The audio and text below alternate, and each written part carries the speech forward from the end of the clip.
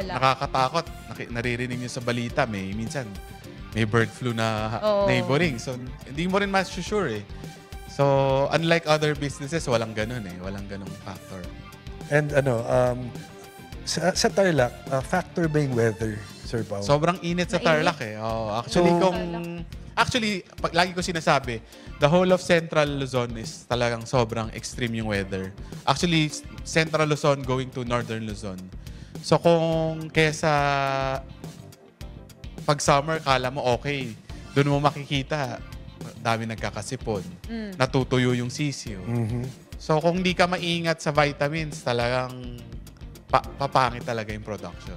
Kung papapiliin ka, would you prefer Tarlac or Baguio, kunyari? Mainit or extreme init or extreme lamig? Pag sa breeding, kung gusto mo magpalabas ng maraming itlog, doon ako sa Tarlac.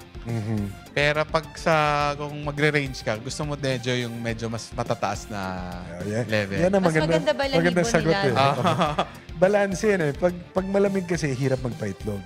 Diba? True. Pero pag when racing, Pansinin nyo. cockerels. Ito, napansin ko lang pag napapanood ko sa laban.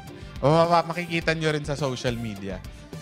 Ang pag-early bird, ang una nagpo-post ng mga stags nila, yung mga taga Central Luzon, Northern Luzon. Kasi mas mabilis mag-mature dahil mainit. Ay, maganda pa yung weather. Ngayon yung mga nasa South Luzon, puro ulan pa, malamig. Hindi agad nagmamature yung mga manok.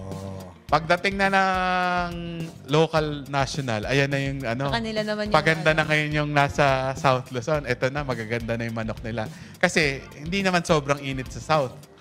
Medyo mas tama na yung weather nila. So, ganun yung napapansin mo. Yun yung napapansin ko sa Facebook.